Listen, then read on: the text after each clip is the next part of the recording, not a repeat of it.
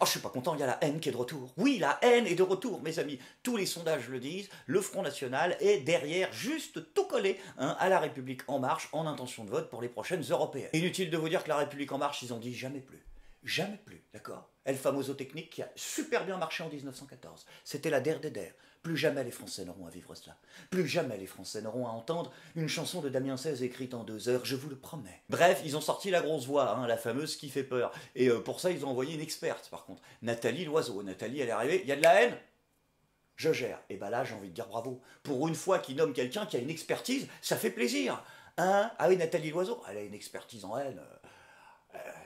Ah, elle en a peut-être même un peu trop. Bah oui, parce que c'est Mediapart, là, ils ont lâché ça. C'est Nathalie Loiseau, en fait, quand elle était à Sciences Po, elle était dans un syndicat d'extrême droite, quoi. Mais ah non, non, extrême droite, genre proche du GUD et tout, enfin un truc. Ouais, enfin, un truc incompatible avec le progrès. C'est pour surtout qu'il y a des gens qui ont dit Nathalie, qu'est-ce qui se passe? Contactée par Mediapart, Nathalie Loiseau a dans un premier temps dit n'avoir aucun souvenir de sa présence sur cette liste, puis, confrontée aux documents, a fini par reconnaître une erreur. Donc voilà, la classique, je vois pas de quoi vous parlez. Puis dès que tu leur mets le nez dans les papiers, ouais, non, mais si, en fait, ça me revient, parce que j'ai complètement oublié. Bref, elle nous fait une dérique, je ne me souvenais pas. Mais ils ont envoyé la République En Marche pour la défendre.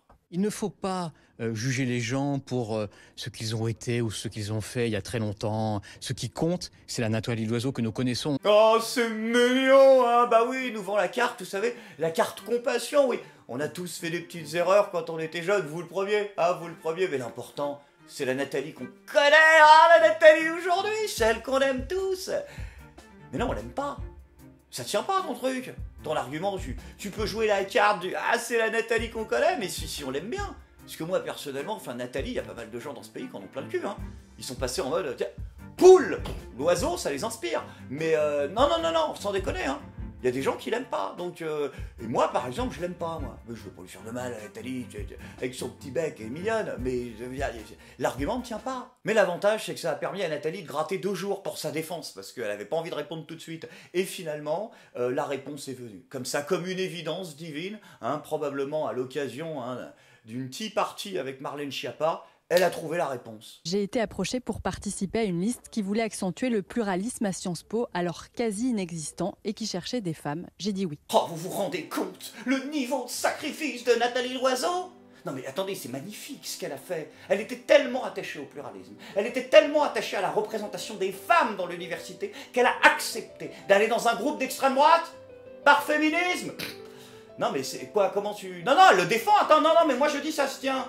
Oui, car je veux, écoutez-moi bien, que dans chaque espace de la République, même les plus nauséabonds, les femmes portent le combat. Alors oui, j'écouterai du Légion 88 pour le progrès. Putain, comment t'as osé défendre un tel truc de merde? Non, parce que c'était un truc de merde, finalement, t'as encore changé d'avis pour nous dire, bon, plus simple, oui, c'était une erreur de jeunesse, elle ne savait pas, soi-disant, où elle mettait les pieds, voilà. C'est quoi? Vous allez pas juger là non plus. Non mais des erreurs de jeunesse, on en a tous fait, enfin, moi le premier, quoi. Tiens, même un soir, que j'avais pas menti à ma mère pour aller fumer des pétards en soirée gothique jusqu'à 1h du matin. Alors, on fait tous des conneries? Oui, c'est pas les mêmes loisirs, mais vous êtes qui pour juger? On n'a jamais le même parcours. Et je veux bien croire aussi qu'elle savait pas où elle mettait les pieds, ça se trouve dans sa tête, elle est gentille Nathalie, elle pensait que, je sais pas, c'était un groupe de boulistes. C'est normal, Gilbert, quand il lance le cochonnet, il est très straight au niveau du bras, il a un lancer un peu rigide. C'est normal, je ne m'inquiète pas. Donc voilà, vous êtes qui pour la juger, Nathalie Loiseau? Il y a des explications cohérentes à tout, il suffit de chercher un petit peu, au lieu de verser dans le complotisme. Donc voilà, elle savait pas, Nathalie, c'est comme ça.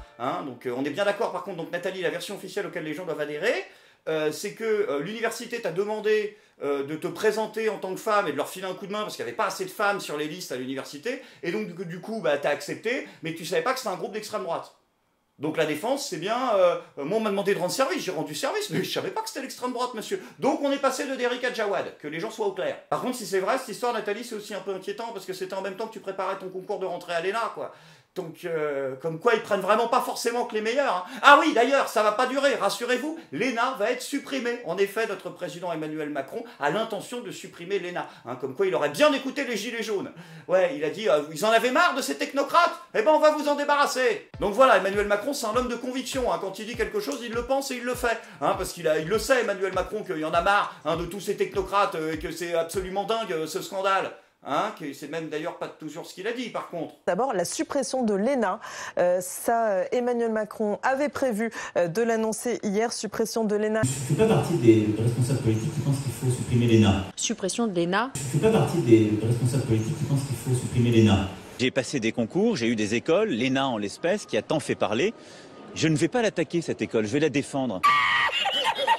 Petite précision, entre-temps, une intox gigantesque a circulé dans tous les médias et sur les réseaux sociaux, mais je dis bien dans les médias, donc c'est là où c'est emmerdant, ils sont censés être sérieux, paraît-il, hein, selon laquelle Macron songeait à remplacer l'ENA par l'Institut supérieur des fonctionnaires, qui aurait fait ISF.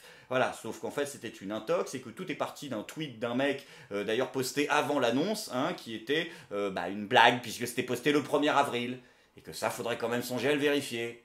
Là où par contre va falloir être vigilant, comme dirait Kevin Razi, c'est que derrière donc cette polémique autour de ISF, qui en réalité n'en était pas une, se profile quelque chose de peut-être bien plus funeste, mes amis. Car si Emmanuel Macron souhaite créer un établissement commun, supérieur pour les fonctionnaires, eh bien cela pourrait signifier que dans un futur très proche, ceux qui seront demain les politiciens qui nous dirigeront seront dans la même école et côtoieront ceux qui seront censés être les magistrats de demain.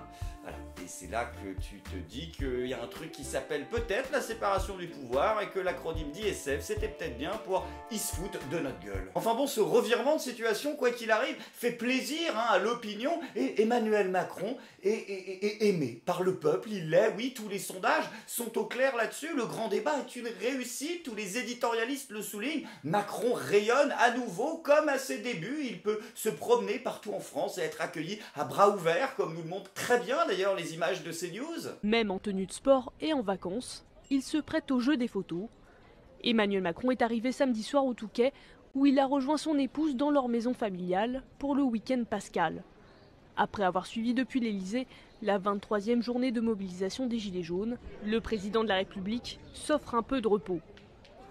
L'occasion pour certains habitants de le croiser. Alors par contre, il y a une petite question que les gens se posent, aux quelques milliers, et qui vous a poussé d'ailleurs à retirer ce reportage comme des faquins de votre compte Twitter et de votre chaîne et de vos replays. C'est que qu'est-ce que fout Alexandre Benalla sur le reportage ? Ah la réponse elle est simple, c'est que non, ils n'ont pas cloné Alexandre Benalla, Jean SF, détends-toi, c'est plus simple que ça, c'est que c'est des images qui ont 2 ans. Et qu'aujourd'hui la télévision d'information en France c'est ça. Non mais sans déconner, vous pouvez pas nous respecter un peu à la fin? Qu'est-ce que c'est que cette propagande de schlag? Le mec qui parle sur des images d'archives qui a 2 ans, même pas vérifiées. Mais c'est quoi cette propagande du Macronistan? Oui, c'est le Macronistan aujourd'hui. Parce que même en Corée du Nord, il n'ose pas faire ça. Il peut encore porter le nom d'un vrai pays. Mais là, je veux dire, c'est pas possible. Respectez-nous un peu. Non, je ne te respecte pas. Bah ouais, vous ne respectez pas, mais respectez nos mômes alors. Qu'est-ce que moi je vais raconter à mes mômes? Quand je dirais, alors papa, à l'époque, t'étais contre le pouvoir et tout, ouais. Bah ouais, on s'est pris une branlée, mais on luttait contre des mecs. Là, vous nous vendez quoi? Vous nous vendez le Macronistan, on va dire à nos gosses qu'on a résisté contre ça, mais ça pue du cul. Spartacus, si ça marche, parce qu'en face, t'as Glaber, pas Christophe Castaner. Tu vois, t'as un mec en armure de Romain, t'as pas un poivreau joueur de poker avec une chemise ouverte, les poils qui sortent et une gourbette, bordel de pompe à cul. Et vous savez quoi, à force de jouer au con, les gens ils vont pas se laisser baiser, parce que les gens ils en ont marre, et ils commencent à changer leurs intentions de vote, et d'ailleurs j'en profite, on va l'applaudir, bah oui, parce que... Non, même toi au fond tu applaudis Benoît Hamon, je n'en ai rien à foutre de tes opinions politiques. Benoît Hamon, il lui arrive un truc cool, donc on va être cool avec lui, Benoît Hamon est visiblement, selon les sondages, le candidat aux européennes le plus apprécié des Français, donc voilà, non, allez on applaudit vraiment, ça fait plaisir pour Benoît, hein? Ah non, par contre, Benoît, ça ne va pas se transformer en intention de vote, ça tu es au courant. Non, ce que les gens sont en train de dire, c'est qu'ils t'aiment bien, t'es sympa, t'es le gendre idéal, t'es poli, tu dis pas de gros mots, mais je veux dire, au moment de mettre le bulletin dans l'urne, je veux dire, ce sera un fin de soirée, on va te foutre ton kebab dans un Tupperware, rentre chez toi, on reste entre gens sérieux, donc il faut pas non plus trop miser là-dessus. Mais du coup, petite question, comment est-ce que justement les médias ont présenté la chose? Pour certains, attention, sondage exclusif LCI, c'est eux qui ont fait le sondage au départ, que tout le monde a repris. Nathalie Loiseau est la tête de liste dont les Français ont la meilleure opinion derrière Benoît Hamon. Mais putain, mais ça veut plus rien dire. Vous en êtes là dans le niveau de novlangue? Non, mais je pense que là, au niveau des journalistes, il faut faire un truc. Moi, je pense qu'il faudrait créer un nouveau métier. Non, mais c'est vrai, à l'époque, on avait autorisé des gens qui n'étaient pas boulangers à vendre du pain. Et on avait dit, vous serez des dépôts de pain, pas des boulangers. Et ben là, c'est pareil, vous êtes des dépôts chiottes, enfin des dépôts de politique, des dépôts de ce que vous voulez, mais vous n'êtes pas journaliste en soi. Il y a des journalistes qui sont des enculés, qui te disent de la merde, qui te mentent, mais qui sont des journalistes. Là, c'est un autre métier. Donc moi, tu vois, on supprime l'ENA, et ben là, je serais pour une séparation des métiers au sein du journalisme français. Prenons le temps d'y penser. Je suis pas content.